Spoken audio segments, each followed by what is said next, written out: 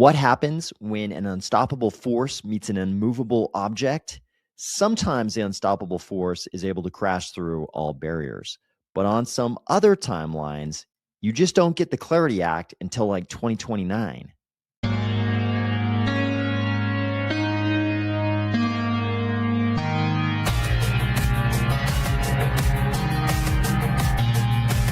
If all you really want is for the unstoppable force to crash through the 30-cent barrier, or if you're finding value in these videos, please consider delegating to the Army of Spies DRep address and the Army of Spies stake pool, ticker AOS. Oh boy, guys. Oh boy, have we got a lot to talk about. We have got a lot to talk about. I had no idea this week was going to be so eventful. It seems like every weekend there's a lot of things that could happen, and this is one of those weeks where every single thing happened. So let's see who's in the comments first. Looks like Dr. Doke was first. Howdy, Team Cardano. Let's rock. Let's also get back above 30 cents. Please, God. Please, for the love of God, let us get above 30 and stay above 30. This is something. This is something. Hilldog says, let's fucking go. Let's go. Dolph B. Wolf, good morning. Let's go. Tony Gam says, why couldn't the owl be in the Epstein files? Let's go. Let's go. Yeah, I think the owl, I was not really surprised to see a lot of the people in the Epstein files that were in there. I would have been surprised to see the owl. He just doesn't seem like a type to me. Doesn't seem like a type. But, you never know. Streetwise is here. Hey, thanks for joining. Streetwise says, hey, folks. Guinness Speaks is here. Cardano is whispering, let's fucking go. We can do a train wreck. Can you? we sure know what train wrecks look like in crypto, don't we? And Cardano is no exception to that. Cardano especially knows what train wrecks look like. Brown Beardo says, most extreme elimination challenge, MXC style. Let's go. Yeah. Yo, what's cooking, Ada Gang, says Tyson. D Not You says, hey peeps, stay fly and smash the like. Thanks, D Not You. Appreciate that. Streetwise says, market chilling out in bikini bottoms. Dude, the market is doing something that is not very picturesque for us, that's for sure. Pucky Hawk says, hello all. Brian Packard says, good evening. Hilldog says, smash that like. Emilio says, good morning, evening, whatever it is for everybody. Mission Zambia, good morning. Good morning. Let's see. 8 Eclipse says December 2017 price levels with 8 years of tech improvement under our belt. It hurts. It hurts. It is like a stake to my vampire heart. I don't even know what to say. Rulo, hola. Rulo says Sayonara Shinkansen.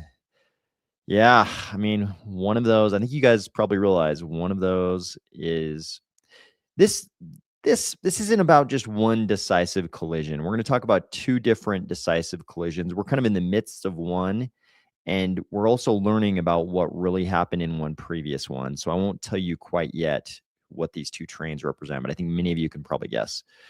Market sentiment equals a dumpster fire. Certainly does. Certainly. Nope. You were not first. 2110 IFY. Are you winning, son? God, if any parents said that to us right now, I'm afraid in crypto, the answers would not be good. Jay Marie says, howdy, fire it up and let's go. Let's go. Afro in the Wind says, Shinkansen, let's go. Let's see. Streetwise says, let's hope we're not in the GME. We'll come back. Cuck Diamond Hands timeline. I hope to God not. Hot Fries says, just logged in. Timed it perfectly. All right, cool. NM says, yay, it's AOS. Greetings from Minneapolis. Thanks for joining from Minneapolis, NM. I appreciate it. Severed Tom Cardiac says, I'm here. Let's fucking go. Let's go. Afro in the Wind says, back to 10 cents. God, no, please. Frazek is here. Thanks for joining, Frazek. Let's see. JP Riggs, Mecha Dynasty. And okay, I don't know what that is. Brown Beardo says, oh boy, 26 taps today. God. I don't know what that means. Jay Coco's here. When is Cardano going to start collecting? Okay, Jolteon cards. Okay. Joe Davidson just got here. Okay. I think we hit almost everybody. Emilio says under Hyperliquid at 11th. Yeah, I mean, when there's so much volatility like this, it doesn't surprise me if we pop out of the top 10. This has happened many times before. Blue Mammal says, hey gang. Emilio says parent sentiment is in the gutter. Very true, Emilio. Very true. Very true. Okay. I think we hit all the comments, and it's time to jump in. We've got I know I've been saying this a lot lately, but we really do have a lot to talk about tonight. So we're going to have to hustle a little bit. Guys. Hope you'll forgive me if it seems like we're hustling more than normal, but we really do have a lot to cover. Okay.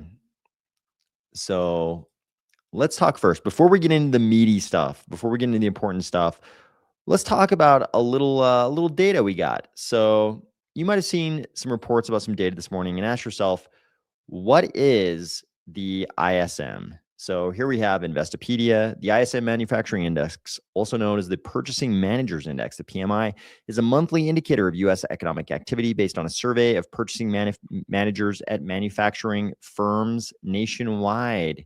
A crucial gauge of U.S. economic activity, the ISM Manufacturing Index is a composite measure equally weighing new orders, production, employment, supplier deliveries, and inventories. Each factor is seasonally adjusted.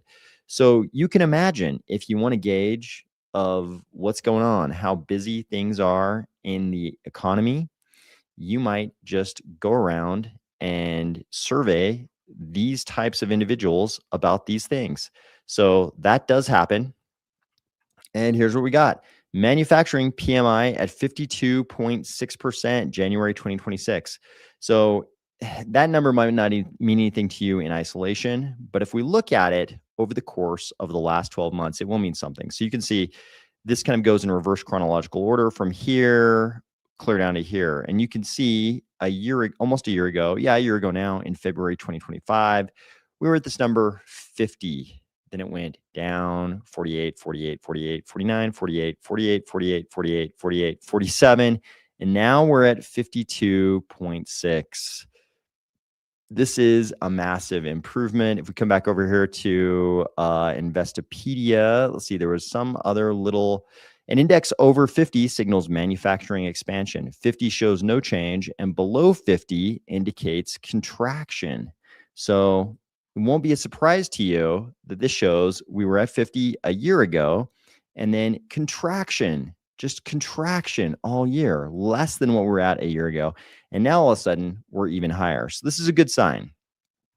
How much credence you want to put into that, what you think it really means, up to you. I'm certainly not the one who's going to tell you that. But in times like these, when the sky's full of nothing but dark clouds, I'll take any good news we can get.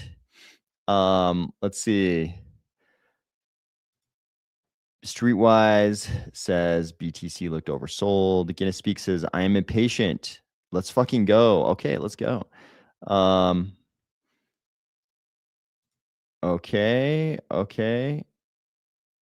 Oh, JP Riggs says, I've been watching your videos for 2 years now, I think. Thank you. I appreciate that. Thank you for watching the videos. I appreciate it. Hot Fries says, I don't believe the numbers or the source. Fair enough. I mean, if they're going to lie to us, though, I appreciate that they're lying to us in a good direction. I'll take any good news right now, even if there's a possibility it's a lie. I would rather, if the assumption is they're lying to us, I would prefer they lie to us in a positive direction. Not that there be any reason for them to give us any more bad news, but I appreciate any kind of good news. The Streetwise says, I bring liquidity to Wall Street by basically wiring them money each day with my catastrophic trades. I can believe that. Brown Beardo says, I tell my parents to log out and touch grass. It's not like they'll sell anyway. They still hold LTC that I told them to sell at the peak 2021 price. Oh my God. I would not. I don't even want to know how many people. I don't even want to know how many people's parents have or are holding crypto. Danil says, lie to me positively, baby. Yeah, if you're going to lie to me, tell me wonderful things, right? Stuart Downey, thanks for joining from Lancashire. Stuart says, hello from Lancashire. Thank you for joining from Lancashire. Appreciate you being here. Okay, so that is the good PMI news, to whatever extent you believe it's true. And I don't blame people for saying they don't believe it. But let's get into the meat of what we're talking about here. So the thumbnail was obviously two trains opposed to each other, Both of those trains, they're very similar. They look very similar, but they both cannot continue forward on their path. One of them must yield. One of these bullet trains must yield. So, hey, Army, at Cardano says, hey, Army. Hey, at Cardano, thanks for joining. Guinness speaks as wells are born when the streets are filled with blood, just DCA. Yep. Definitely that is the mantra in crypto for a lot of people. Okay, let's get to it. So obviously, so we're going to talk about two very different time periods when I feel like we've had these decisive collisions in crypto. I'm going to offer that the last time this happened, that when it was this significant, the good guys lost. I'm going to argue that the good guys lost, and we're going to get into it. And it is going to tie into the collection of files we've seen recently. It's very much going to tie into that. We're learning things about that last decisive collision, which was about a decade ago in crypto, that we didn't know back in the day. But this is something I've been arguing for a long time. I've been saying the wrong side lost that little civil war, and we're going to talk about it today. But we've got another decisive collision, very similar, going on right now. And it's this one. It's this one between, let's just say it's Jamie Dimon and Brian Armstrong. It's really TradFi and crypto. And it's all about yield right now. It's all about the stablecoin yield. So I've been arguing we have something going on that the likes of Brian Armstrong and Jamie Dimon very much care about. And maybe it shouldn't be tied to the shit we actually care about as regular rank and file people in crypto, right? Like, is Brian Armstrong right? Do the people deserve to get 3.5% yield on their savings versus the 0 to 0.5 that Jamie Dimon will give them? Yes, of course they do. Is the Brian Armstrong, side of this argument going to win eventually? Of course it is, right? Would any of us normal people in crypto care? Would we give a damn if all of that was just cut away from the Clarity Act right now? If that was sequestered off to the side, if we said, hey, we know Brian Armstrong and Jamie Dimon want to have a fist fight over this thing, would that be okay with us rank and file normal people in crypto? Absolutely, it would be okay with me, right? If I feel like the Brian Armstrong side is definitely going to win this argument. Is that what's better for the average person? The average person with a savings account at Chase, would they be better off getting 3.5% from Coinbase? Absolutely. Competition is always better. This is the way of capitalism. Of course, that's the right thing. And yes, that is definitely going to win over any kind of a longer timeline. Should we have to fucking wait until 2029 to get a Clarity Act so that Brian Armstrong can have that now? No, it's a separate issue.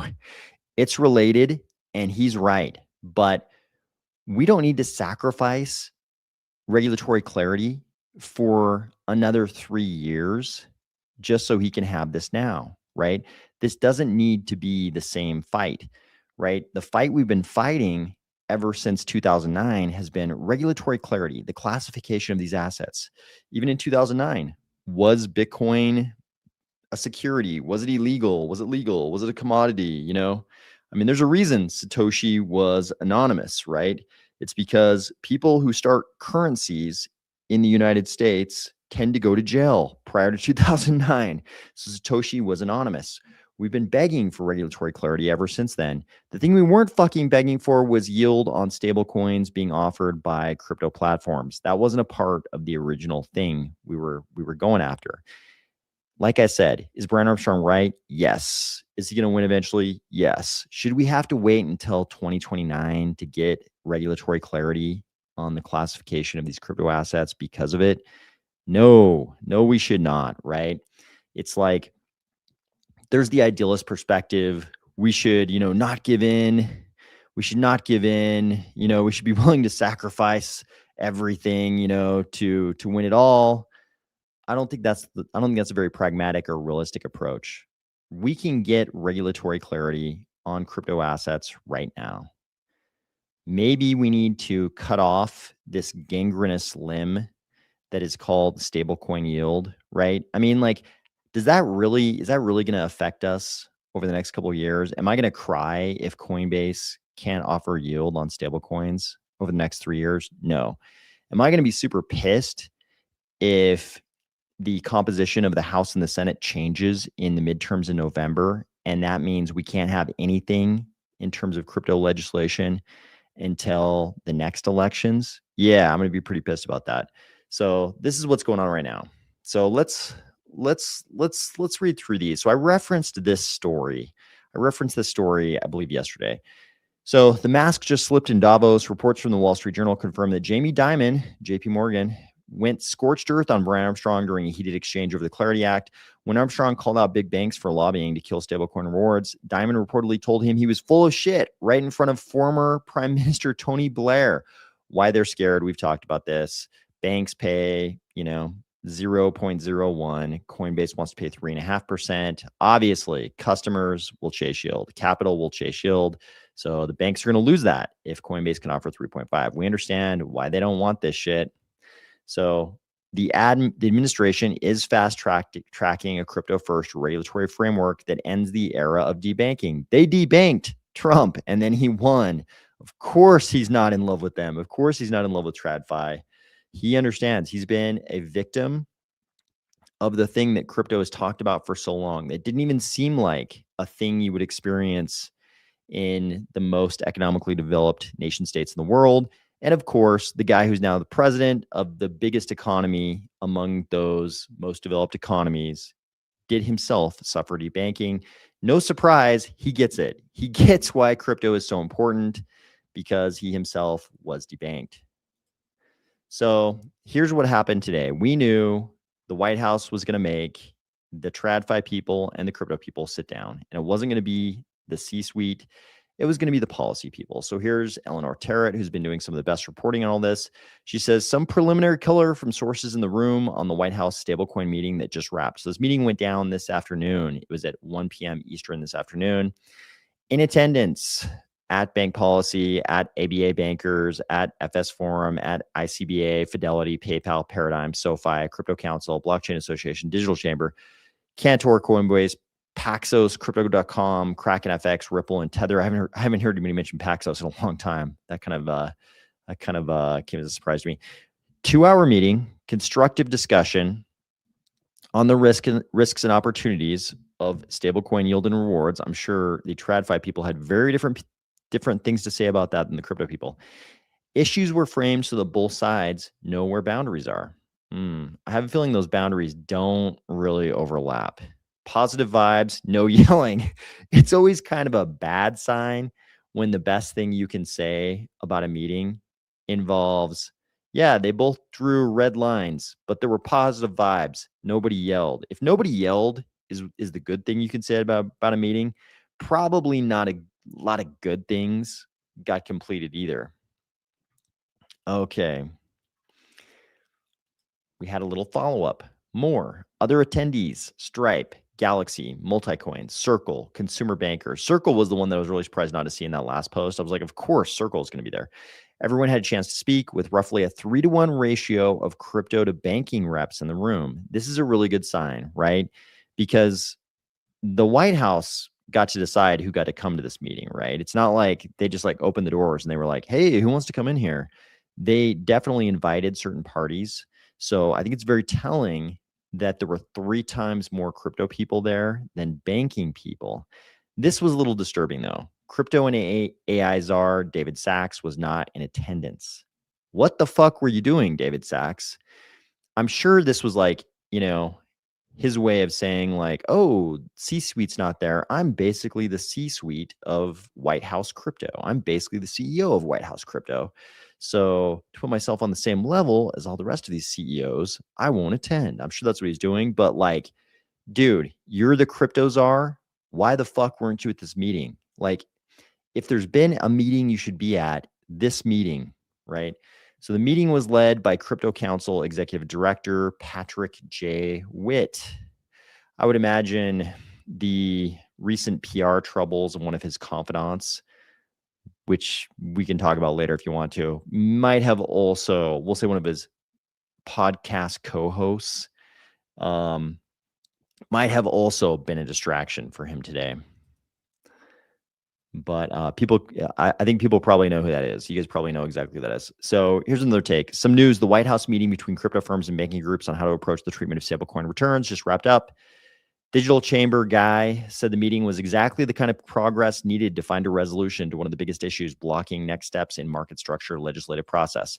That seems like a little bit of a word salad that doesn't really say anything. Exactly the kind of process needed to find a resolution to one of the biggest issues blocking next steps. The fuck does that mean? The treatment of stablecoin yields has become a contentious issue. Understatement of the year, especially over the last few weeks as lawmakers work to advance. They just want totally different things. The TradFi people do not want stablecoin yields. The crypto people, at least the Coinbases and Circles of the world, the only fucking thing they want is stablecoin yields. It's not like we have to figure out a win-win scenario for both sides. This is kind of some zero-sum shit. And the TradFi guys know that they've got all the money in the world, but things are not leaning their direction because they just debanked the guy who's the fucking president right now. So they did like absolutely the worst thing they could have over the last 4 years. If they wanted to make the White House as pissed as possible at them, they accomplished that. Why don't you just debank the guy who's going to be the next president and was previously the president? Okay, Frazek says, bring on the bad news. I'd appreciate some cheaper prices. If I could DCA right now, I would too. Too expensive here. Yep. Oh, too expensive. You're saying it's too expensive at 29 cents. I'm drinking a Kirin below the Shinkansen line in Akabane right now. This is a sign to DCA, right? Ooh, that's very interesting. What interesting timing streetwise. D.U says DCA. The news about that snake is horrible. Was a mystery why XRP been judged by a slime bow. We XRP army know now, and I got BTC. It all stinks of Epstein. Yeah, I read a lot of the stuff relating to XRP today. We probably won't cover it just because there's so much to cover today, but I know exactly what you're talking about. Trump and his clan creamed crypto now back with bankster mate, methinks. Cardano van do train wrecks, man. Yeah, Cardano has experienced some train wrecks in our time for sure. I'd be fine if, as far as price goes. I'd be fine if the strikeout the parts about stablecoin yield, so that makes no mention of it, good or bad. I would not be fine if they added a ban on stablecoin yield. I agree with this strongly. This is exactly how I feel. If it just didn't address stablecoin yield, that would be fine. Just like sequester it, make it a different debate, right? This bill doesn't need to address it. There's nothing about calling all the base layer assets commodities or securities that requires you to address stablecoin yield. You can even address the stablecoins themselves, right? And leave this debate separate. Because it's really about, when you read the articles about the people getting pissed at Brian Armstrong and Davos, what a lot of them were saying was, if you want to offer yield, become a bank. Just become a bank and you can offer yield all you want. We won't care if you become a bank. So it's really kind of about the classification of institutions that can offer yield like that, right? We can totally do all of the categorization, all the siloing of assets without addressing the stablecoin yield thing. No yelling, but I bet it was high tension anyway. Yeah, for sure. Good evening. Sorry I'm late. This is Omar Wright. I had to finish listening to Snarky Puppy play Binky. Okay. Okay. Glad you made it though, Omar. Glad you made it. We have decentralization and privacy. That's good. The guy in charge of the world's largest money center bank in the world is looking out for his own interests. Surprise Pikachu face. Yep, totally. I don't care about stable coins. I accidentally own like 0.00261 of one of them though. Yep. They made it out as no smoke without fire. Yep. Stable coins not having yield would rock for ADA. Yeah, this is something that would be very unpopular, say, in larger crypto circles, but stable coins having yield isn't exactly good for all the other sources of yield in crypto, right? It's not exactly great if you can just hop over to Coinbase and get that kind of yield on an asset that doesn't have vol compared to USD, because it is USD. Streetwise says Sachs is an utter and complete disgrace. Yeah, it kind of sucked. it sort of sucked that it was Saks, and it really sucked that it was a combined AI and crypto czar. Those should have been two different things, and Saks should not have been the crypto guy. Stuart Downey says banksters, not HP, losing 6 trill out of 22 trill. Methinks, yeah, the banksters are not psyched about that. That's for sure. We have to face the fact that politicians don't know how to deal with this. That's true. They don't. I mean, they're in a really tough position because the banksters are spreading their lobbying dollars all over Capitol Hill. But at the same time, if they, so it's going to be tough to get this through the legislature, through Congress. But, you know, if Coinbase and those guys don't get what they want and they say, this sucks, you're catering to the banksters, it's tough for the administration is going to have to craft some kind of narrative about how this is still a win for crypto. So I agree, this is a tough position in Washington right now. I can't believe we're in a position where we're fighting over stablecoin yields. I know. See, this is how I feel. I don't think this is the big fight. Sure, it's the right thing for just people in general, for average Americans, and the same thing for anybody else in any other nation state. If this was going through their Congress or their parliament or legislative branch, whatever it might be, same thing for any human being. It's better to have competition on these kind of things, but this is kind of it's a separate issue. It's also a crypto issue, but it's a separate issue. Politicians don't deal with things at all. They're currently pay. Okay. Yeah. Just imagine telling your dad you need him to migrate your Steam account to a new computer and everything that would entail and all the confusion that would ensue. That's Washington crypto. Agreed. I thought we were going to work on what's a commodity versus security, et cetera. That is how I feel. Stuart Downey says banksters have taken over our blockchain and now more like bank chain, methinks. That's what they would like. Coinbase yield would still be riskier than Cardano staking yield, but point taken. Yeah, I mean the custody, there's a custody risk, right? I feel a hell of a lot better self-custody. As somebody who lost money when Bitfinex got hacked, I lost Bitcoin when Bitfinex got hacked. As somebody who has already experienced that, I definitely feel safer self-custodying my own assets than letting them sit on Coinbase for sure. AI enthusiast says, let's go. Matt's here. Good morning, Matt.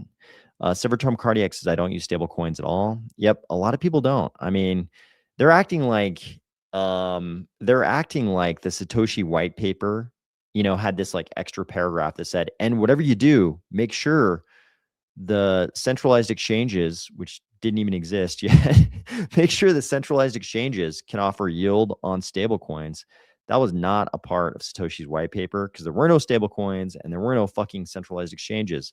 This is all just like the richest guys in crypto want to do the thing that will accelerate their riches the most, the most quickly. When is Midnight Testnet going live? So I get asked this question so often. I just keep my notes on this right in front of me. So December 8th was the start of Hilo. Kukolu is supposed to start in Q1 2026. That's when dApps go live, federated mainnet, with nodes run by IO, maybe Google, maybe some other large companies. Q2 2026, Mohalu, SPOs and nodes go online. SPOs start making blocks. We get a dust capacity exchange. Federated and decentralized systems coexist in parallel. ITN, then SPOs on mainnet eventually. And then UA Q3 2026, fully decentralized, recursive, trustless bridge, infrastructure to Cardano, interoperability with other blockchain ecosystems. That's what we were told about when all this is going live. When is the Midnight Testnet going live? Is that February 9th? So if you go into I just want to remind everybody when everything's supposed to happen. But as far as the testnet going live, if you go into the dev chat in the Midnight Discord, there will probably be the latest information on that. There are various networks where you can attempt to deploy things. But last time I checked, and granted it was a couple of weeks ago when I looked closely at this, most people were just deploying local infrastructure to test things out. So if somebody knows when we're going to get a better testnet going live, I would love to know that date as well. Sorry, that's a very long-winded answer. Apologize. How do we make the crypto trilemma great again? It's going to happen, damn it. It's going to happen. We own our ADA. You can't lock it up. Yep. And I got burned by Celsius, so no more. All self-custody. That's where I am. Absolutely. Invest in Fahrenheit. Saks is bought and paid for by big tech to push their agenda. It wasn't going any other way. Yeah, I'm not gonna lie, I was surprised when I saw that Saks was gonna get that. Not surprised, maybe more like dismayed. Okay, let's move on. Let's move on. So here's the guy who actually ran the meeting. So we've seen him before. He is the executive director of the President's Council of Advisors for Digital Assets. And this part is the most interesting. Deputy Director, Department of War, Office of Strategic Capital. So he's actually in what we used to call the DoD. Sincere thanks to the representatives from the crypto and banking industries who participated in today's meeting on stablecoin rewards and yield. The discussion was constructive, fact-based, and most importantly, solutions-oriented. Okay, so what's the fucking solution, bro? Over the course of the past few months, we've achieved breakthroughs on several seemingly intractable policy issues. I'm confident we will be able to resolve this one too. So that's why I think they didn't actually come to a solution, because if they did, it would have already leaked.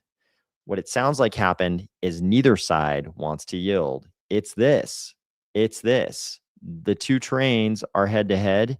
Neither one wants to throw it in reverse. That's where it sounds like we really are. So I don't know how we reach. I don't know what path they take, what circuitous path they take to reach a compromise on this or reach any kind of agreement. I don't know that either side is going to back down on this. I wish they would just sequester this yield issue and let us do our thing. I don't know if that can happen either, because I don't think Coinbase is going to back down. I don't think TradFi is going to back down.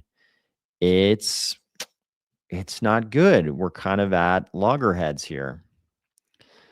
I would like to see more cooperative off-ramping along with on-ramping. The banks must realize that we want to use the bank's products also like we do now to hold our cash in the bank checking account. Yep. Calvin is built with first principles. Okay, what is Calvin? What do we got? What is what somebody explain to me Calvin. Ethereum didn't upgrade and fees are still high. How do they expect it to sustain a $10 trillion valuation? If Cardano were 10 trillion, a transaction on the base layer would cost 45.71. Good. I don't understand institution. Calvin is zero sum. Okay. Let's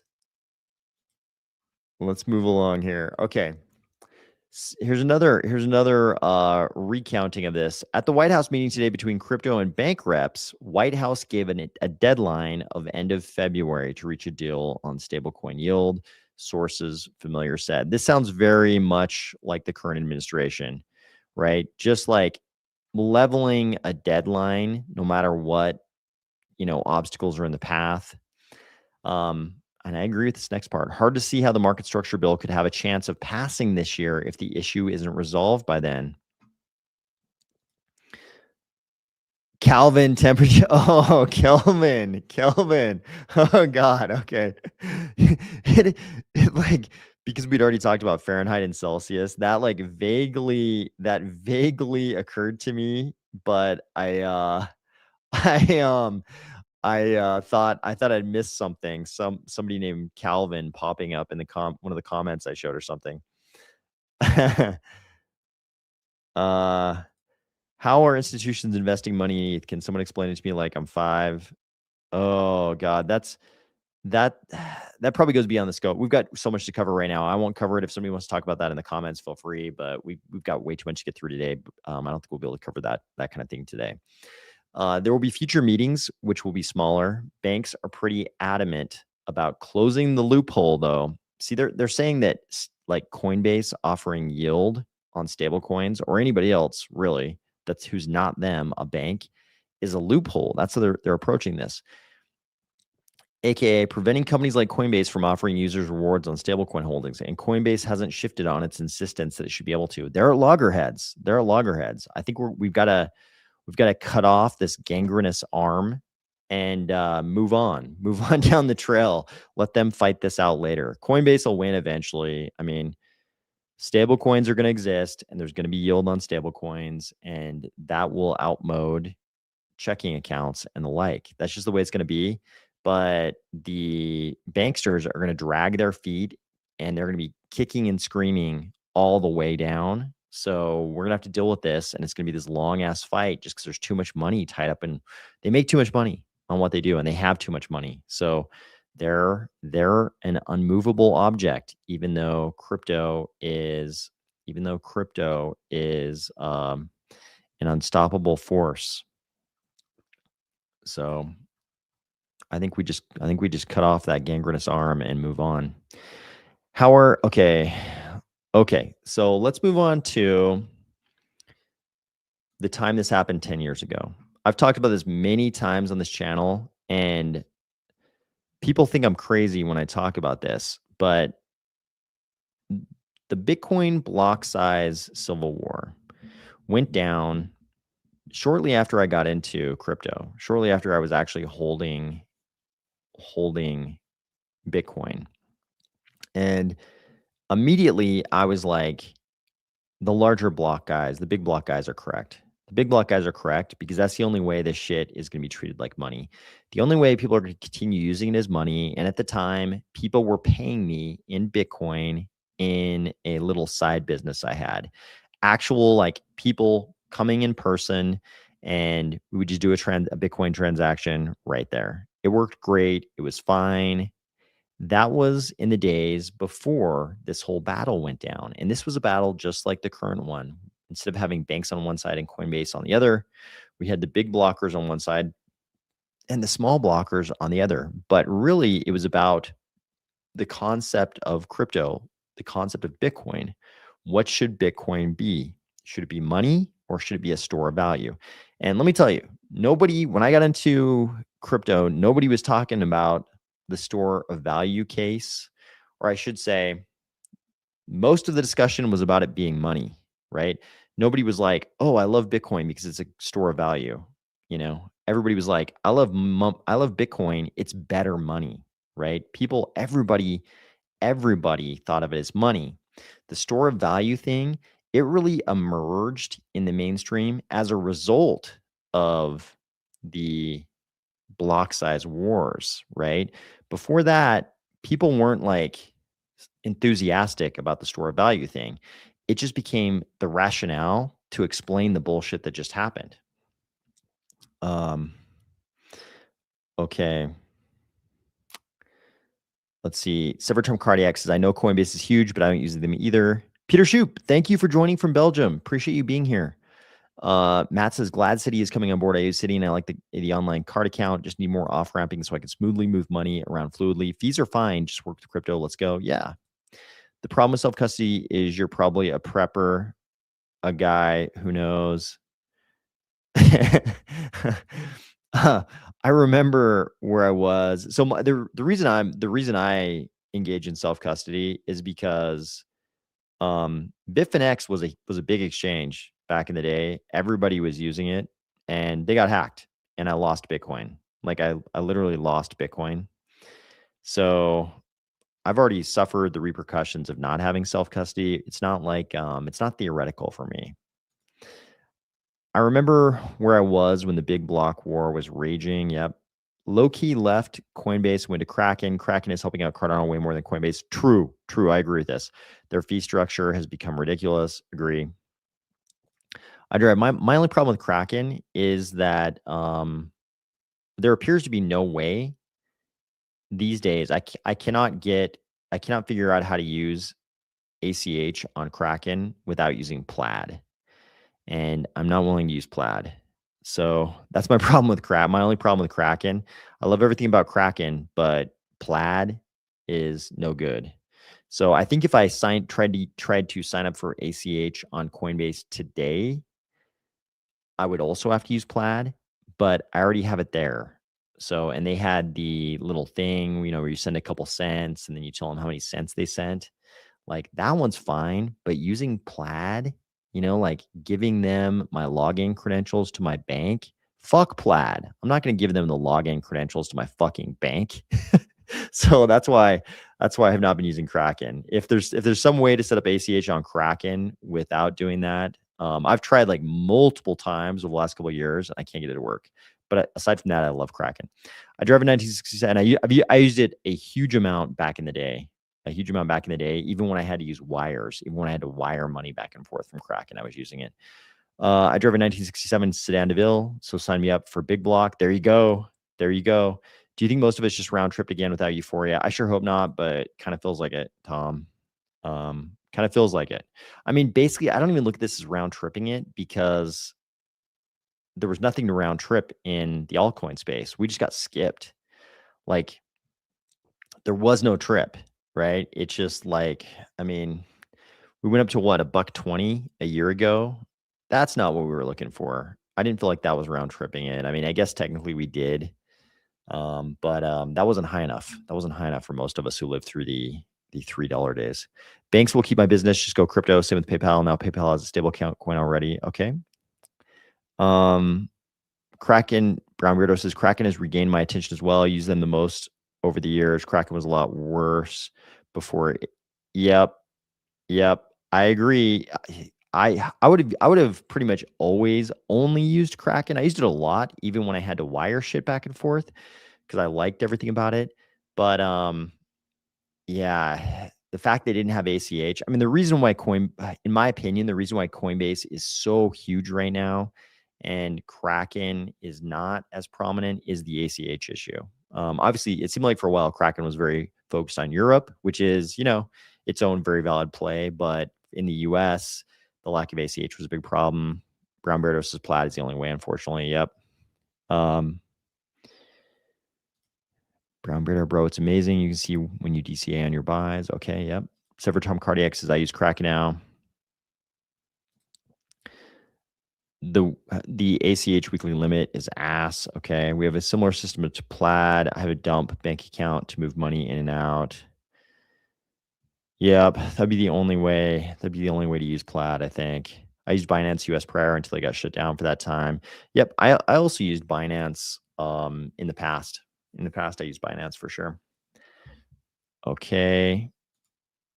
They used Plaid too. Never had an issue with the Kraken so far. I hated wiring money, hated the bank fees. Yeah, the fees on wires suck. Totally suck. Yeah, but Coinbase got greedy with their fee structure. They sure did. Sure feels that way to me.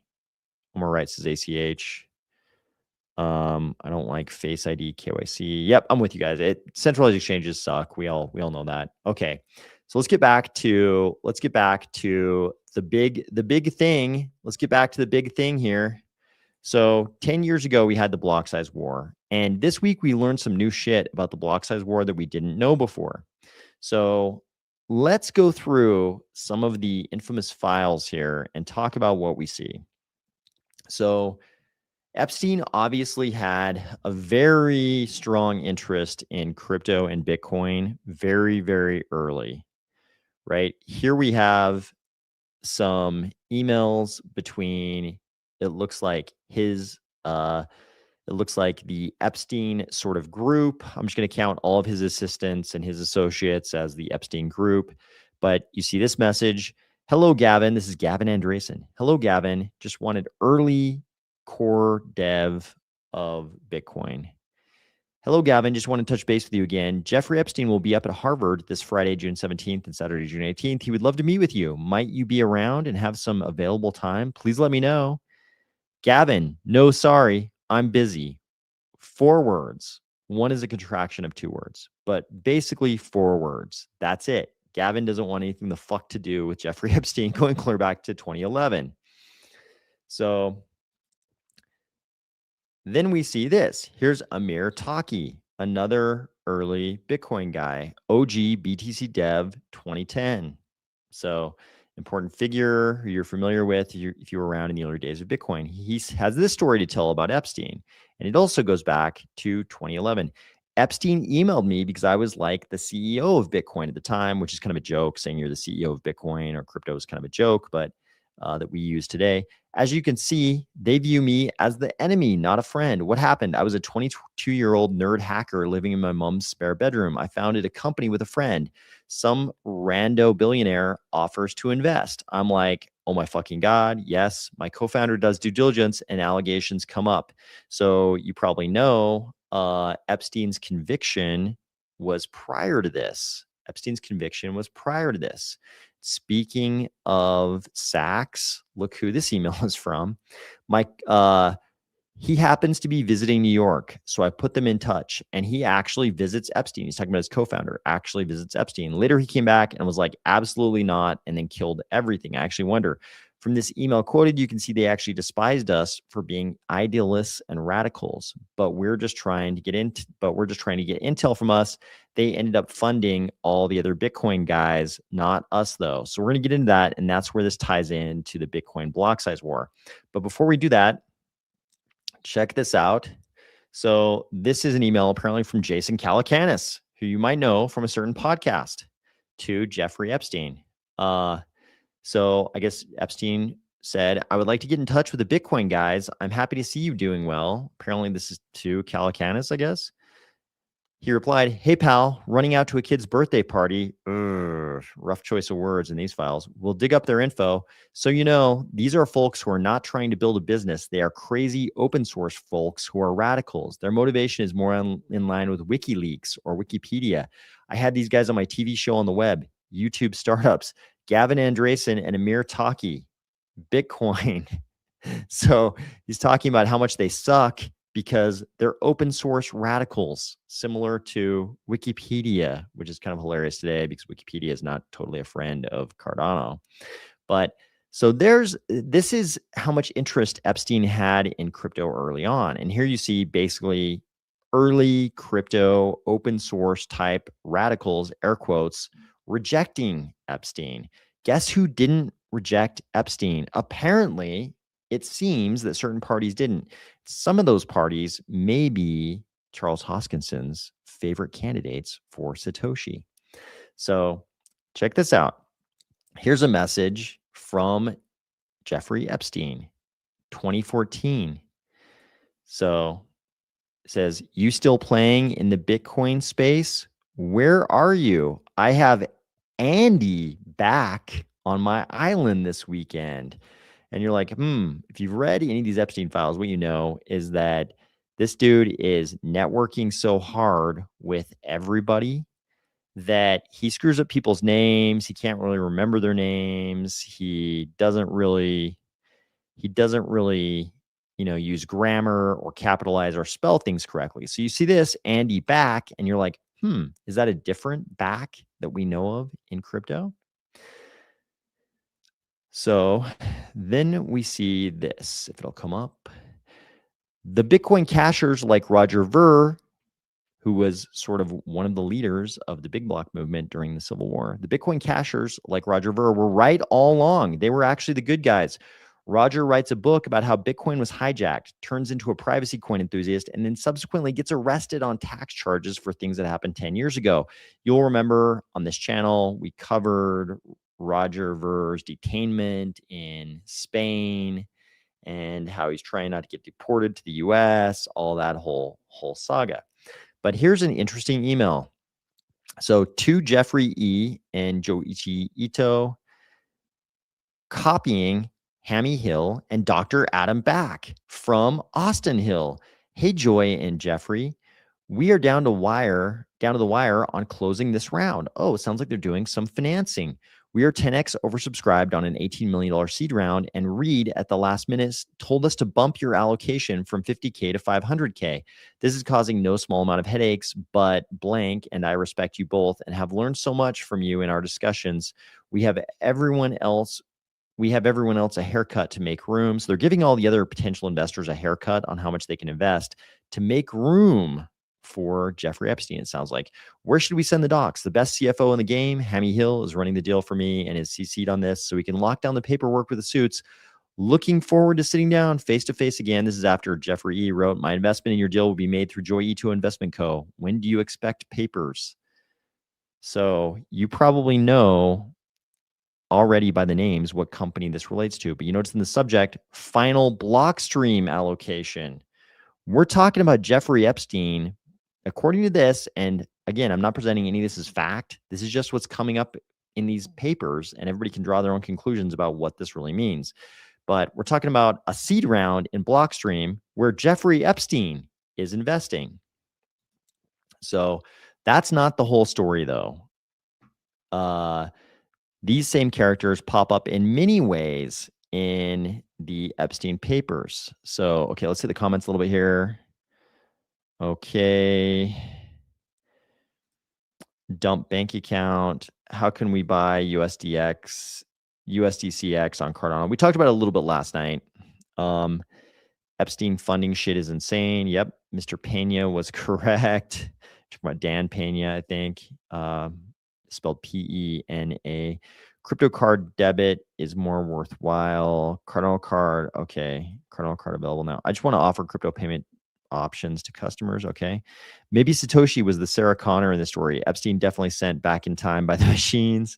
AOS, what's Wikipedia's beef with Cardano? Some of the editors there seem to hate Charles. I'm starting a business, so we'll need to offer crypto pay. Okay. Not bragging, nothing to brag about. Just planning. Okay. Okay. That's fair.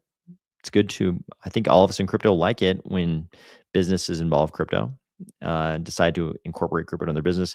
You don't have to fuck Epstein to get fucked by Epstein. True. True.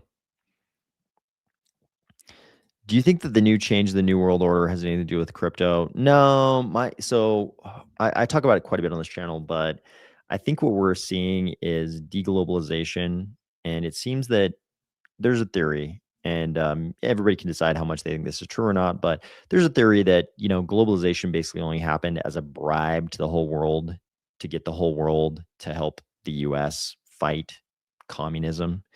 And when the Cold War ended, the need for that bargain kind of dissolved, right? So the theory the way that theory goes is that because the need for that bargain dissolved, so too will globalization dissolve. And so that's one theory not involving crypto about why we see globalization, basically under threat right now. So, okay, let's get into this thread. You guys always have really good comments. Now I'm always distracted by the comments, wanting to go through the comments and discuss the things in the comments. But we've got a lot to cover today, so let's hit this thread real quick. Epstein and Bitcoin, a timeline. Again, I haven't verified any of this. I don't know what's true, what's not true. We're just reading things other people are claiming on X. So, April 2014. Here you go. Epstein meets with Adam Back and Austin Hill, two executives of a new Bitcoin layer 2 company called Blockstream. So here we're going to get into why I have always felt the block size civil war happened and why the small blockers really won. TLDR, my belief is that you can't build an L2 on Bitcoin. There's going to be less demand for an L2 on Bitcoin if you have big blocks, right? If you have very small blocks, there's going to be demand for an L2. If you have big blocks, less demand for an L2, especially back in those days. So no surprise that Blockstream heavily favored small blocks, right? Because it creates demand for the thing they want to build, this L2. So at the time, Bitcoin had a 1 megabyte block size limit. Keeping the block size limit made L2 networks like Blockstream useful and potentially profitable. So here's a screenshot.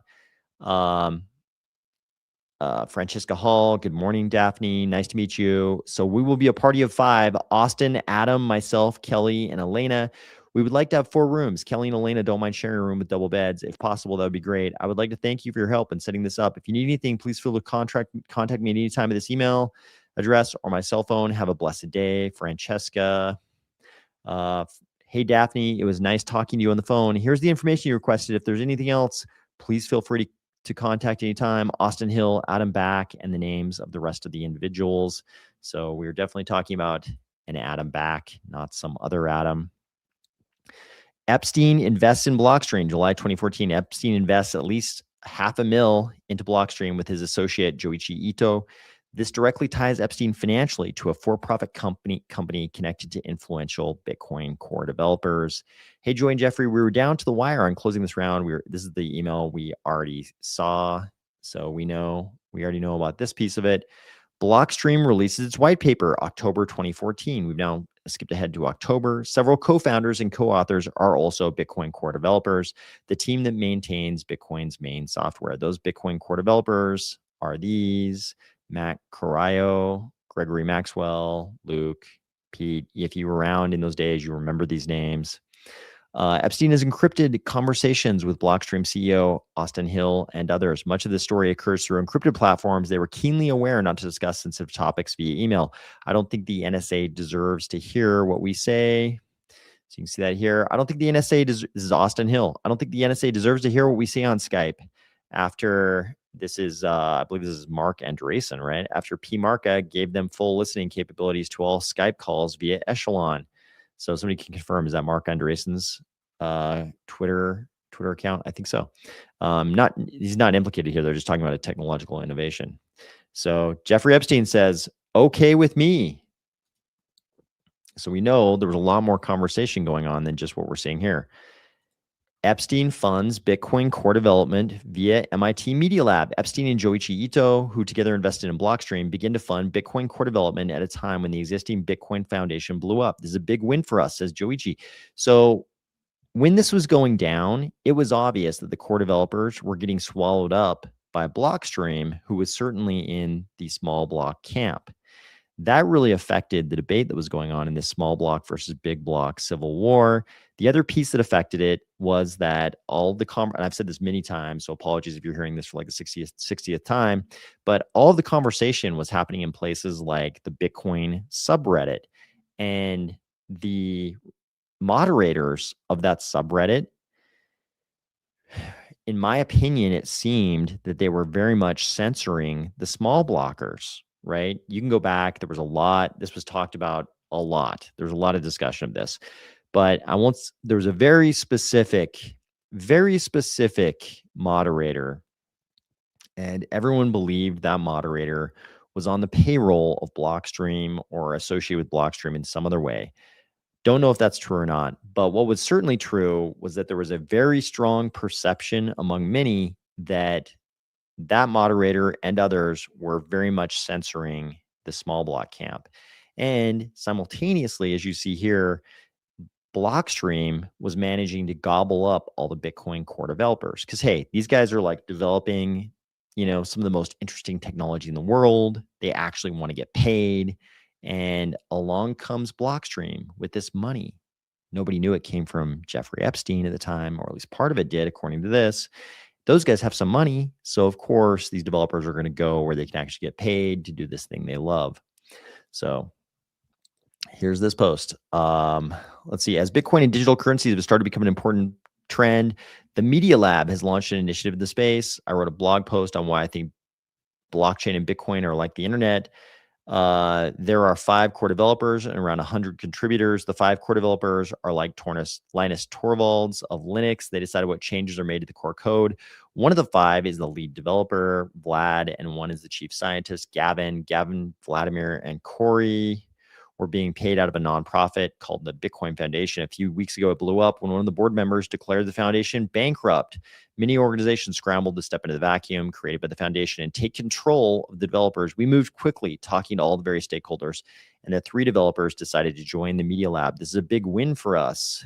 And they cite a Wall Street Journal blog. The usually rather feisty community has been overall very supportive. Rather feisty is an understatement. And I think it is because of our strong research focus and our neutral position. The initiative has strong support from faculty across campus, including crypto guru Ron Rivest and former chief economist of the IMF, Simon Johnson, as well as faculty of the Media Lab. More about the initiative. And he goes on and on. But of course, nobody at the time, you hear MIT Media Lab in 2015, you're like, okay, that sounds good. That sounds like a neutral academic organization. Little do you know, they have super strong ties to the likes of Jeffrey Epstein. Blockstream announces the prototype release of the Liquid sidechain, allowing transfer of assets between Liquid and Bitcoin, October 2015. 2016, 2017, Bitcoin core developers decide small blocks are what's best for Bitcoin. By limiting throughput of Bitcoin L1, they create a need for L2s like the one built by Blockstream. All Bitcoin core developers connected to Blockstream decide to keep the block size small. Bitcoin splits. Gavin Andreessen's commit access to the Bitcoin GitHub is revoked. He is no longer a core developer. This is all happening. By July 2019, Epstein is arrested. No further correspondence between Epstein and Blockstream. Disgraced Joichi Ito resigns from the MIT Media Lab. Present day, Blockstream's liquid network continues to grow, expanding Blockstream's influence over Bitcoin. Bitcoin's block size remains at 1 megabyte unchanged. So this is the hidden history. I mean, I like I said, I haven't verified any of this. I'm not representing this as fact, but this is purported here to be the hidden shadow history of Bitcoin. This is why all this shit happened. I can imagine that seed round, obviously he was only a part of that seed round, but that seed round and that money definitely had an effect on that whole battle, right? So that's just the money part of this. So then you see a lot of stuff like this happening recently. This is back in August. I was just informed that Trump and Elon are friends again and deleted all their tweets. Elon literally alleged Trump was part of the Epstein files, like not a small allegation. Anyways, I'm processing the fact these powerful men have the emotional intelligence of children. Adam Back, out of nowhere, decides to jump in there. Would you look at that? Elon's Epstein post seems to have been deleted. Very interesting, very interesting, given that all this other stuff is coming out about Adam Back now, and especially related to Jeffrey Epstein.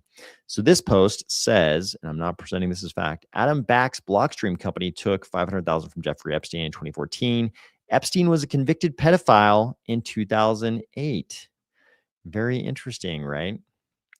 And you saw the posts that implied that Adam Back may have actually been, may have been on the island. So very interesting. He would jump in and kind of condemn Elon, and then suddenly we get all these other posts kind of implying that he had something to do with Jeffrey Epstein. We come back here. You see, I have Andy Back on my island this weekend. Are you still playing in the Bitcoin space? Where are you? I have Andy Back on my island this weekend. So, and there's some other posts, some other Austin Hill posts that kind of imply some other things.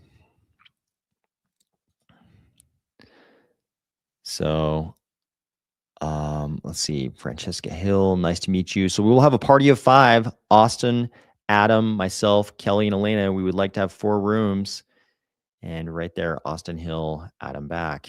So anyways, this could be, if that was all correct, if that thread was all correct, that might have been sort of the shadow history. That might have been the shadow history of Bitcoin. So here's another post. The same person that made this post, he has a whole line of argument here about how Adam Back did not invent proof of work. It was Cynthia Dwork and Moni Naor 4 years prior. He has a lot of bad things to say about Adam Back. He says, Adam told Satoshi he thought Bitcoin would fail. He never owned Bitcoin prior to 2013. Never contributed to core code and ignored Satoshi multiple times. The dude doesn't understand P2P decentralization and basic economics. I don't know if any of that's true, but you can see there's quite a, what do we call it? An Adam backlash going on right now. There's quite an Adam backlash. This is probably going to take a long time to play out. Will it ever be discovered, what was going on here, how involved with Epstein he might have been? Probably not, because we just have these emails to go off. And, it's not like he's going to come out and say, I spent tons of time on the island. I was totally on the plane. There were definitely girls on the, you know what I mean? That's probably not what we're going to hear. It's just going to be this mystery, this kind of cloud hanging over Adam Back's head, I think. And certainly he'll deny any wrongdoing. So what are your thoughts on the current PMI debate, says Tom Stanley. Elaborate on that. I thought Charles settled on thinking Hal Finney was Satoshi. I wish he would. I am settled on thinking Hal Finney was Satoshi. I hope Charles does too. Obama was matching Bitcoin donations for 2012 re-election.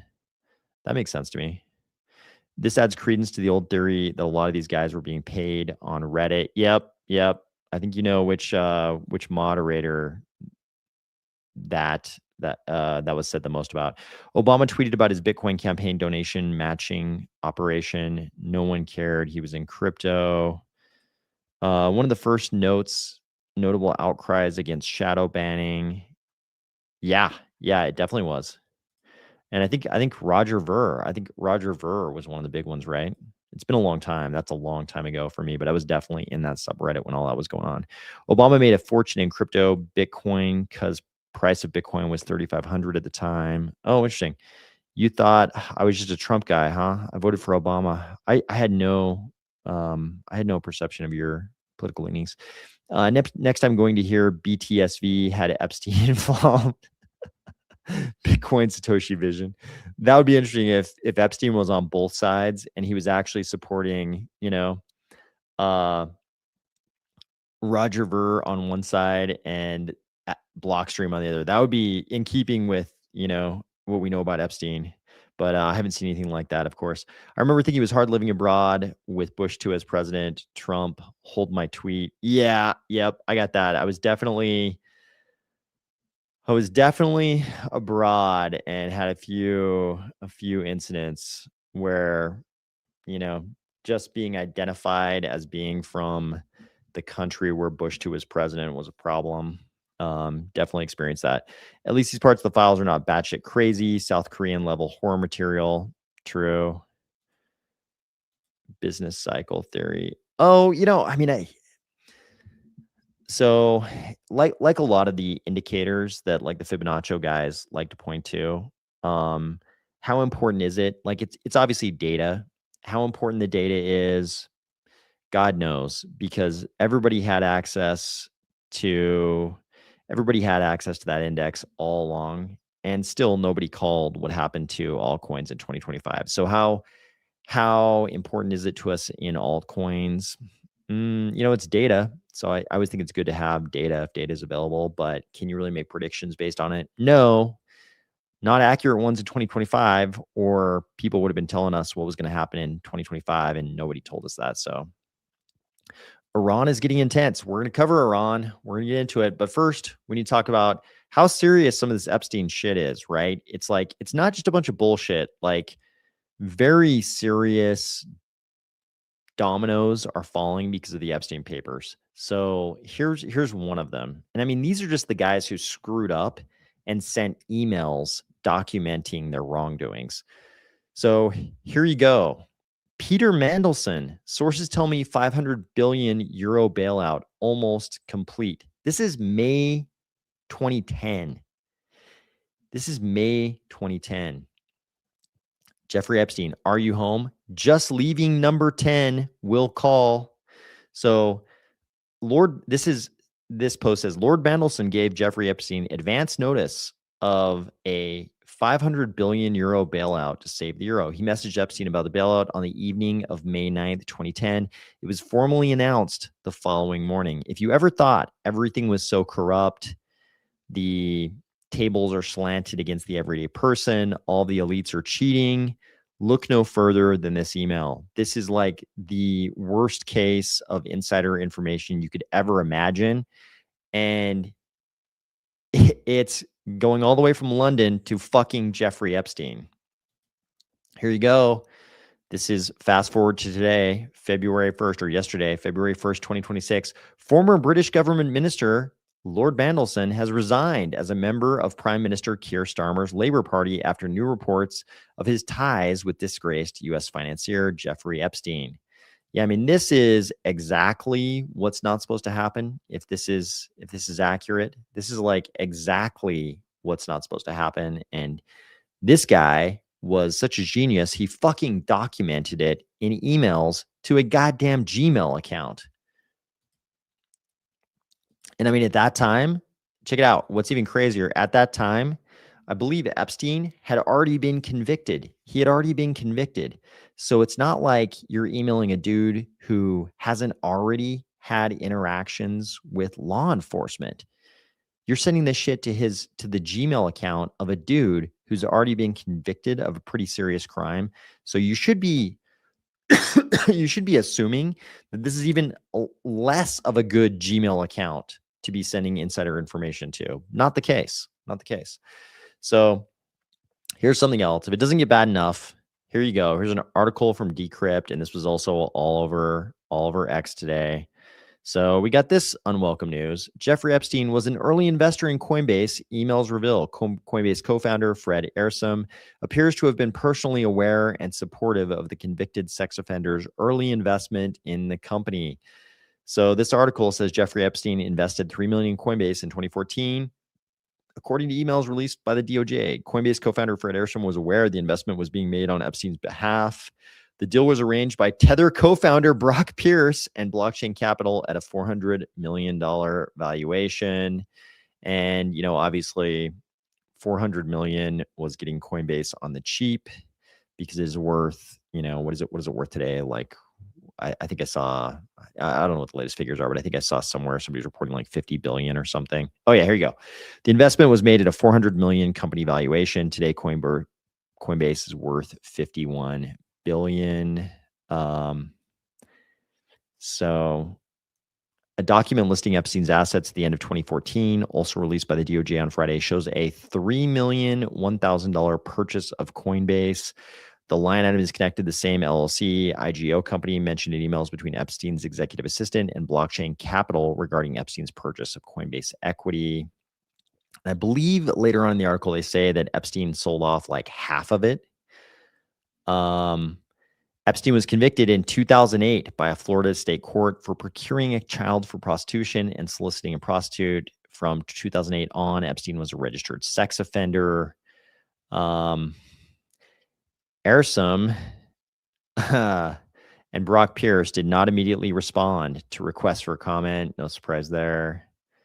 Epstein appears to have relied on the expertise of Pierce and also on the advice of LinkedIn founder Reid Hoffman. Pierce called the fundraising round Epstein ultimately participated in the most platinum-plated deal in the space. Well, he was kind of right about that. I mean, investing in Coinbase back then was not a bad call. And then they talk about Blockstream and Adam Back. In 2018, Epstein sold half of his Coinbase equity back to Blockchain Capital per further emails. So it's possible. So obviously he only sold half. Is it possible that the Epstein estate still holds like whatever the equivalent value of 1.5 million in Coinbase back then is? Is that possible that the Epstein estate is still an owner of that much Coinbase? That's crazy. Breakthroughs mix saints and sinners. Impact matters more than origin stories. True. It sucks that blood money was involved, but the block wars really did change the trajectory of our market. No way to know for sure, but we may have never gotten Cardano if block size got increased. That's possible. Yeah, I mean, the entire history of crypto would have been different. I was definitely on the size of the big blockers back in the day, and I kind of knew we had gotten fucked out of something when the small blockers won because it didn't make any sense to me. It didn't make any sense to me when they won, and I kind of knew we lost something. But you're right. I mean, who knows? Maybe Cardano never would have existed if Coinbase would have stayed money, right? I think there's people who sell hats now that say make Bitcoin money again, which definitely resonate if you were on the big blocker side. Let's see. Punky Hawk says very, very soon a flock of seagulls will be popular again. If anybody's in know, that was a musical act with very entertaining haircuts. I'm interested in today's IR segment, significant India deal. Yeah, we're going to talk about it. I read about the India deal. I don't know if I included a tab because we've got so much to cover, but we're going to go into IR in just a second. I've been following Bitcoin University's coverage of BIP 110 versus Core V30, and Matthew Cratter has been suggesting maybe Adam Back is being blackmailed to support the op return size increase. So I definitely read some Matthew Cratter posts today, if I'm remembering correctly.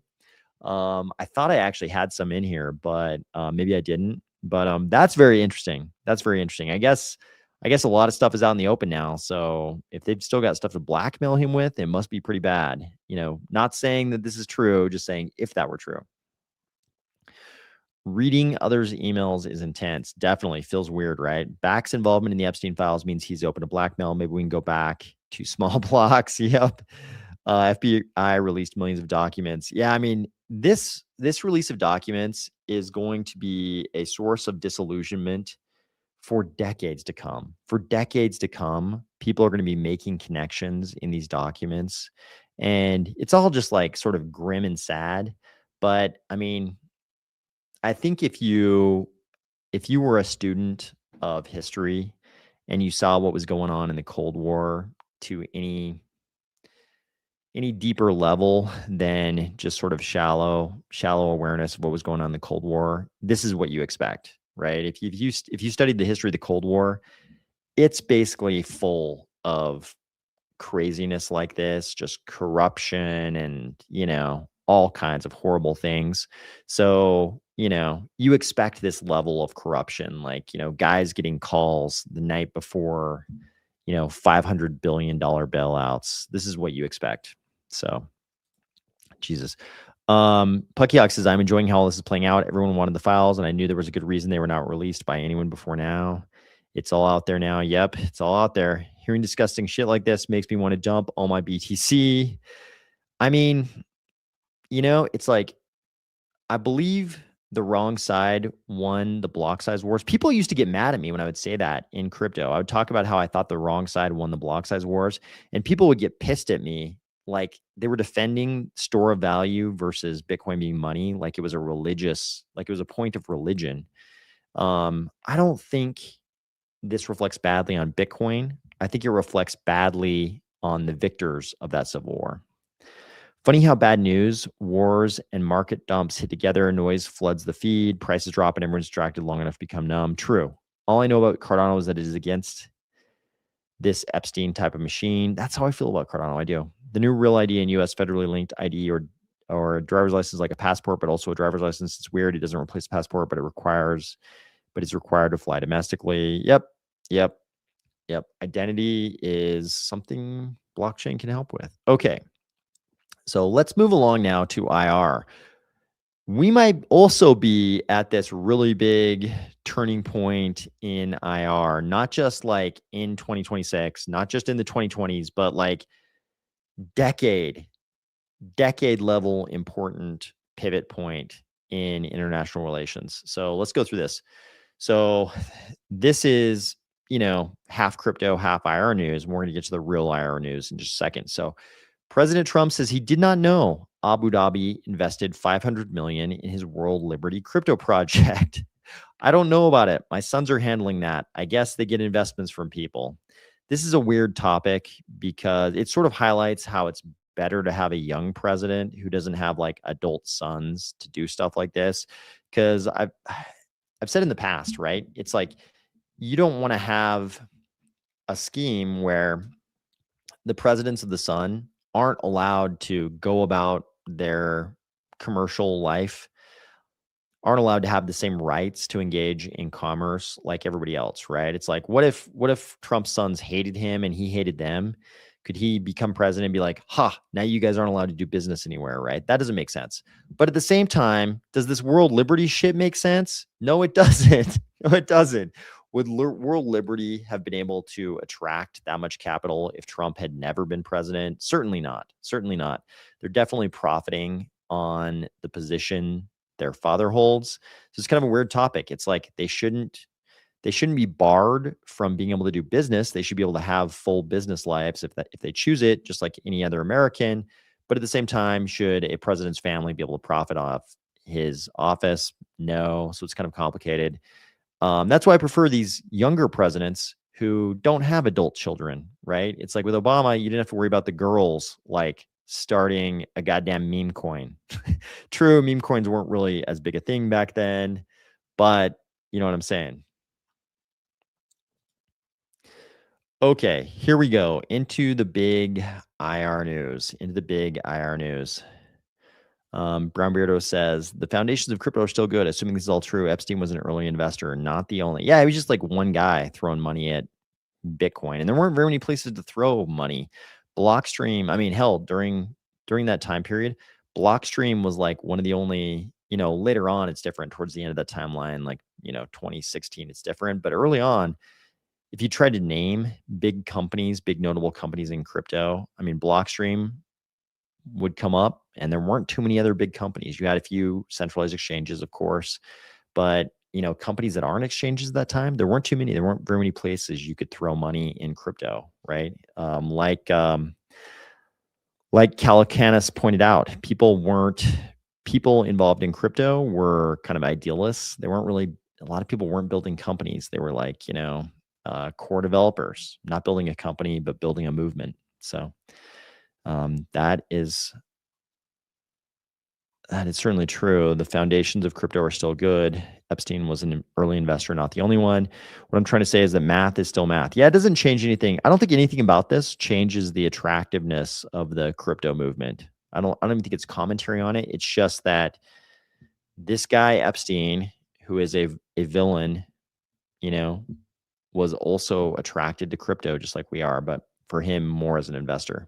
Okay, on to the Persian Gulf situation. Iran has informed the United States that it is willing to shut down or suspend its nuclear program in order to calm ongoing tensions in the Middle East, but that it would prefer a proposal made last year to create a regional consortium to produce nuclear power. American and Iranian officials have told the New York Times. Ali Larijani, the secretary of Iran's National Security Council, met in recent days with Putin in Moscow with a message from Khamenei stating that Iran could agree to ship its stockpile of enriched uranium to Russia as it did under the 2015 Joint Comprehensive Plan of Action. So, of course, Iran would prefer anything that allows them to keep doing secret nuclear shit. The question is, can they be trusted? It's like, they're like, oh, we shipped all of our nuclear shit to Putin. It's like, did you really? Because you guys definitely have these bunkers. We've already bombed them once. And you seem to just like go down to your bunkers and do a bunch of secret nuclear shit that we can't see. So I don't know that the world community could ever trust Iran on this particular issue, because a million deals have been made with Iran. And here we are, they just get closer and closer to having nuclear weapons. So this is kind of interesting. A lot of people are probably aware the Abraham Accords, that was really Kushner. Kushner was the one who negotiated the Abraham Accords. Could Donald Trump have negotiated the Abraham Accords himself? I don't believe so. I think Kushner, if you watch any amount of material on how the Abraham Accords happened, how they almost got the Saudis in even, everybody attributes this to Kushner. So this post says, U.S. President Donald Trump's son-in-law and top advisor, Jared Kushner, will join Special Envoy Steve Witkoff in Istanbul for talks with Iran. The foreign ministers of Qatar, Turkey, and Egypt are expected to take part, along with representatives from Saudi Arabia, Pakistan, Oman, and possibly the UAE, according to the report. MBZ, the leader of the United Arab Emirates, particularly credit, and he's like himself a kind of like world-renowned diplomat. He's very good at dealing with other nations, and he strongly credits Kushner for what happened with the Abraham Accords. So this is promising if you think the U.S. is really trying to negotiate. But are they? That's the question. Okay. Matt says, I don't see the logic in negotiating. I think you might be right, Matt. I think I'm with you. Is all this good or bad for Cardano? Well, it's going to be some distraction and disruption, I think, is the important part. This backdoor dealing crap is definitely going on in these cryptos today. I think Charles has principles and strong opinions, and that is not the best thing when rubbing elbows with powerful. True. Streetwise says, chat, my apologies. Been DCing these Asahis. Nice. Watch who buys the dip during noise. Did they create the noise to buy cheaper? JP did it to Coinbase and Strategy recently. Already tried before, never works. Iran kill. Yep. This is my take on it, Matt. This is my take on it. We're going to get to that just now. So 4 days before Israel's devastating strike on Iran, so 4 days before Israel struck Iran last time, President Trump said diplomacy was still in play, telling reporters, we have a meeting on Thursday, so we will wait until Thursday. Thursday arrived, and what you actually saw on Thursday was 100 Israeli jets in Iranian airspace. So the question is he really trying to negotiate? Sending Kushner over, who negotiated the Abraham Accords, would be a good head fake. That would be like the good, not even a head fake, a good full body fake. You send Kushner to make him think it's really real, and then they wake up, a couple days later, and all of a sudden it's like, oh, surprise, it's the entire might of the U.S. Army being thrown into your borders. So it could be that's what we see. That's what we're going to see this time as well. Because I don't really know. I don't really know how anybody in the U.S. could argue. Anybody in like sort of foreign policy making circles in Washington could really argue that the U.S. could trust Iran right now. Especially, I mean, Matt kind of said it. Um, Killing tens of thousands of your own people in a matter of weeks. It's like if they're willing to do that, like how can you trust a regime like that? Yep, agreed with you. Agreed with you on that. So here's what we could really see. So report, Israeli security sources told Walla News that Israel and the U.S. are operating in an unprecedented level of military coordination ahead of a possible large-scale strike on Iran, even as diplomatic feelers continue in parallel. According to military correspondent Amir Bobat, the U.S. is preparing at full strength and with maximum seriousness for a broad attack on Iranian military infrastructure. Israeli officials say Washington views Israel as an integrated partner across multiple dimensions, shared planning, joint scenario management. As we know, IDF Chief of Staff recently held discrete meetings in Washington with senior Pentagon officials and U.S. CENTCOM Commander Brad Cooper. His visit followed quiet trips by Mossad Director Dadi Barnea and Military Intelligence Chief Shlomi Binder, focused on coordination and intelligence sharing. Israeli sources say this planning differs from past concepts in which Israel would lead. This time, if executed, the U.S. would lead the operation with its full military weight, while Israel would operate as a strategic partner. So this sounds more like this. This sounds more like the diplomatic avenue is kind of the wouldn't it be nice if that worked, but really this is going to be a military interaction. So another report at this hour, opposition leader Lapid is entering a security briefing with Prime Minister Netanyahu. This usually happens before a major security event. That was today. So here's a different approach to this. So this post basically points out, hey, this picture right here might have been Iran moving 400 kilos of 60% enriched uranium before we hit those bunkers with our bunker buster ordinances. So there might be 400 kilos of 60% enriched uranium out there. So if a huge strike is launched on Iran, you've got to worry about those 60 kilos, or what was it, 400 kilos of 60% uranium ending up somewhere else. And there's other questions. Has it been enriched beyond 60% since then?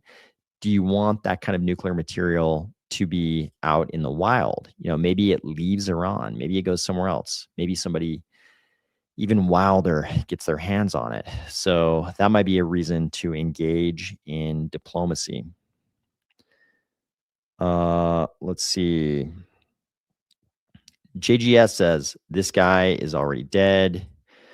Brown Beardo says Maduro was January. I think Khamenei will be our extracted dictator for February.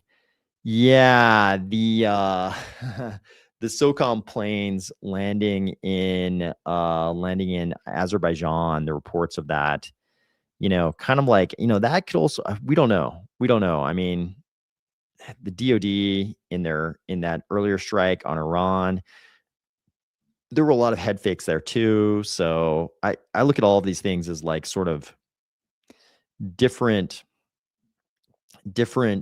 jukes or possible preparations, right? It's like, does anybody expect Kushner to be successful in those negotiations in Turkey? Maybe not. Was the SOCOM aircraft landing in Azerbaijan, was this really that particular aircraft being used for infill and exfil? Is that really to pull a Maduro?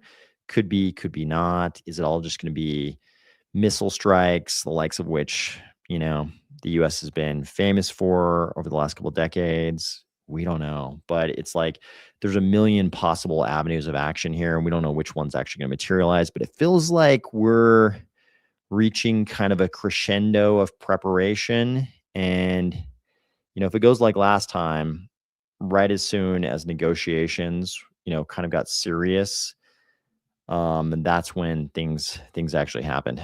So let's see. Streetwise says integrated partner sounds like if you want to rebuild Gaza, you're going to help with Iran. Could be ballistic missiles, says Matt. Guinness Speaks says need to go horizontal, man. Thanks for your great service to your community. Oh, thank you for joining. Guinness Speaks, appreciate it. DVNC says, for what it's worth, I was on the side of the small blockers after hearing Nick Szabo talk about it in mid 2017. Yeah, I mean, there were rational arguments. It wasn't like, from my perspective, it wasn't like what the small blockers were saying was absurd or silly or anything like that. It's just that it was obvious one was going to result in Bitcoin not really being money anymore. It was going to be something else, and that's what we got. It's not really money anymore. Matt says it'll be over quick. Maybe. That is why the regime is talking about hedging for a nuclear Iran again. Roger had good intentions about Bitcoin being money, but was a fireworks salesman. That's true. Szabo was either directly or indirectly involved in Bitcoin's creation. Yeah, I mean, there's a lot of theories about Nick Szabo. People love to point out that, under Asian name order, last name, first, Szabo Nick is the same initials as Satoshi Nakamoto and a bunch of other things, but it's kind of the same as all the other candidates for Satoshi. There's reasons, to believe they could be Satoshi. But yeah, I mean, Roger Ver, for people who don't know, Roger Ver, so he got in trouble because he was selling. So there were these catalogs back in those days. One of them was like Gander Mountain. It was kind of similar to Cabela's, right? If you know Cabela's today, if you're in the US, there was a thing called Gander Mountain. I think Roger was involved. He was selling these fireworks that like farmers would use to scare birds away from their crops, right?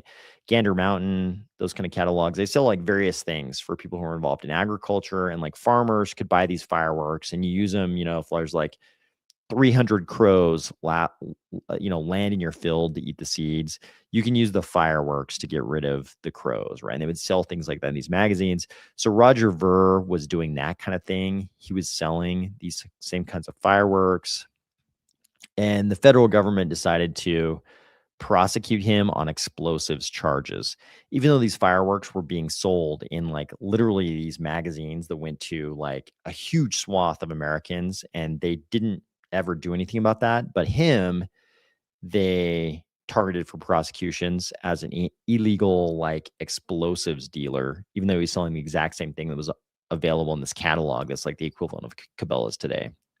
So it's been a long time since I looked at all that stuff, so I could be messing up the details. Don't take my word for it, but it's the story of Roger Ver is something like that. So, and of course, I've talked about it on the channel before, but eventually he was so pissed about it, he gave up his US citizenship, got Caribbean citizenship, and spent a ton of his time over the next, like decade in Japan. So, yeah. Matt says, I remember Iraq, Baghdad that night. Yep, I do too. The U.S. does not have a regime even. We'll see. Almost done. Thanks for joining, Omar. I appreciate it. Gander Mountain is a great place to get some Gore-Tex boots and a decent compound bow. True. These are the kind of things that a Gander Mountain would sell. Pucky Hawk says, what we have in the U.S. is a political mess, but if you go outside and talk to people, nobody cares unless they are completely neurotic. Well, I mean, I think I get the people who say, I don't pay any attention to politics. I don't care. It's such a like quagmire. I'm not even going to pay attention to politics. I get those people. They're kind of defending their own sanity. And I think that makes sense. I don't think I can condemn them for not wanting to know anything about what's going on, because it can be overwhelming and even depressing sometimes, especially when stuff like all this corruption stuff comes out with Epstein, corruption amongst other evils. But, I think a lot of people do pay attention Two though. Okay, one last thing to cover on the IR front. So we talk a little bit about this theory about deglobalization, possibly the world breaking up into a bunch of trading blocks. Here's a little news item that I thought was relevant in that context. Breaking: Peru is set to buy 24 F-16V Block 70 fighter jets, overturning a tender that was previously won by Sweden's Gripen. Despite Gripen's lower price tag, Lima is reportedly choosing the F-16 due to a broader U.S. strategic package, including logistics, financing options, and deeper defense ties. The move aligns with Peru's expected designation as a major non-NATO ally of the United States. The deal is estimated at $7 billion, with an official announcement expected after Peru's 2026 elections. Right? It's like the U.S., we're already a member of NATO, but they created this new classification, major non-NATO ally. Right? This kind of lines up with that, trading blocks, the world falling into a bunch of trading blocks kind of narrative, because the US has come up with this new way to use things like logistics, financing options, deeper defensive ties to get Peru to buy from the US as opposed to buying from Sweden. So I thought it was kind of interesting. It seems like there's like a little trickle of stuff like this. Like, I don't know if this whole trading blocks theory, this deglobalization into trading blocks thing, is going to turn out to be true, but there is like the steady drip of news that kind of trends in that direction. So we do see a little bit of that going on. But I think this is about all the news we're going to get right now. I think this Epstein stuff is going to be unwinding probably for decades. Like, I feel like 10 years from now, some 16-year-old kid is going to be reading through the Epstein files and make some connection that we won't even realize exists until he finds it in like 16 years, 10 years using AI or whatever. Like, there's so much in there. I'm afraid it's just gonna be unwinding forever. Okay. Matt says, imagine working in a fireworks plant. Yeah. Yeah. Brown Beardo says, I miss Gander Mountain. They all turned into RV dealerships. Sad. Nick Shirley found $100 million in fraud in California in a single day of investigation, and he just started. Okay. Trump regime has sidelined Congress and courts. That makes it a regime. Yep. Many feel that way. Oh, Matt's into ice climbing and mountaineering. Okay. F-16 is 3 gens behind. Buy some bootleg interceptors. Get a modicum of political favor. Nick has become a magnet for informants. That makes fraud news easier to come out. Yep. Powerful pedos run our society. I mean, it's hard to debate that proposition based on what we're seeing in the Epstein files for sure. So, yeah, the Epstein files are not pleasant. I think we all kind of knew they weren't going to be pleasant, but as bad as it is, it is helping us to connect some dots, right? Like, if those files hadn't come out, I never would have guessed that there was any connection between Adam Back and goddamn Jeffrey Epstein. Like, I never would have guessed there was any connection there. So the information is good, depressing, but it's good. It's good that it's coming out, I think. So kind of interesting. We're getting information on this previous decisive collision between small blocks and store of value, big blocks and Bitcoin as money. Yep. I'm glad to know. I'd rather have the information, no matter how depressing it is. I'd much rather have the information than to be in the dark, for sure. I'll take information anytime over being in the dark, for sure. So this all helped us to connect some dots about how things went down in this block size civil war 10 years ago. Now we're facing a different kind of war in crypto, one between the crypto platforms and the banks. I would argue that this one has less of a direct effect on regular crypto people, but bizarrely, it kind of might have a bigger effect on non-crypto people, since, depending on what the outcome of this current decisive collision is, it might be the difference between them continuing to get 0 to 0.5% interest on their holdings versus 3.5% interest. But, we'll see how all this pans out. It sounds like the White House has set a deadline of February for this to get resolved. I'm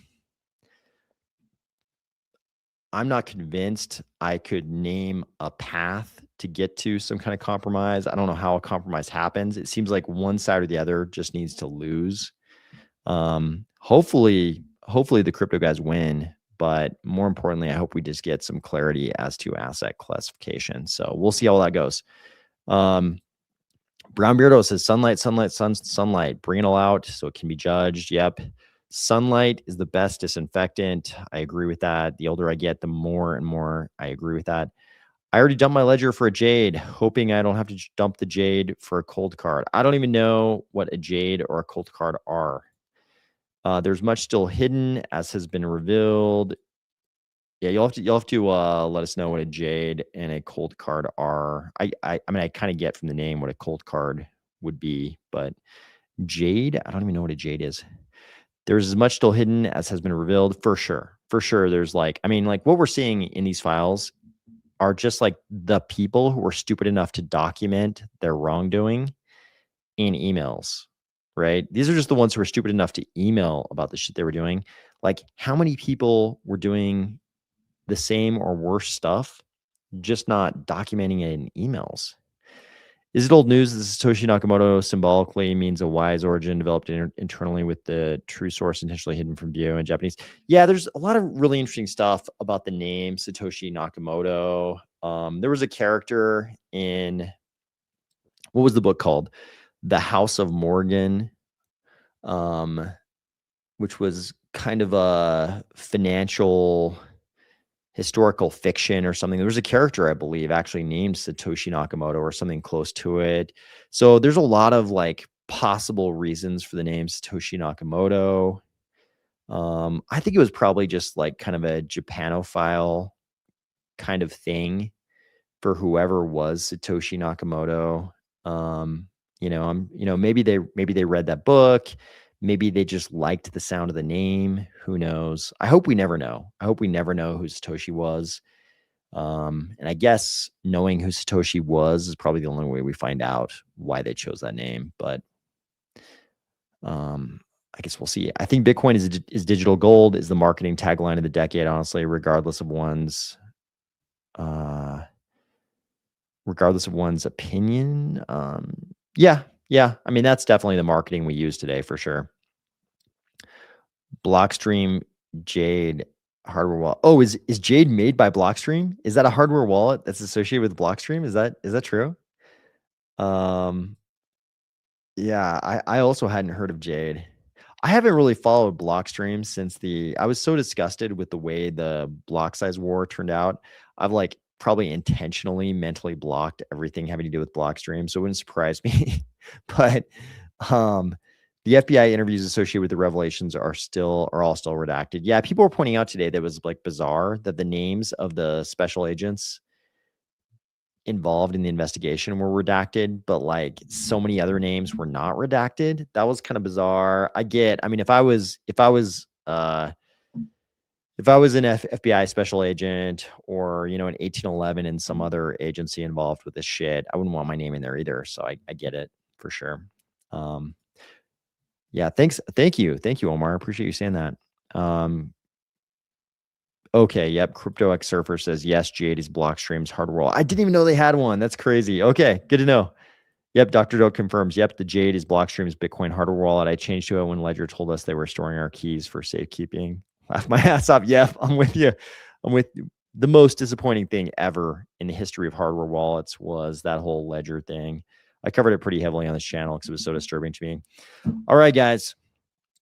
I think this is another one of those big decisive time periods in crypto. How it turns out, nobody knows, but we're all going to live through it.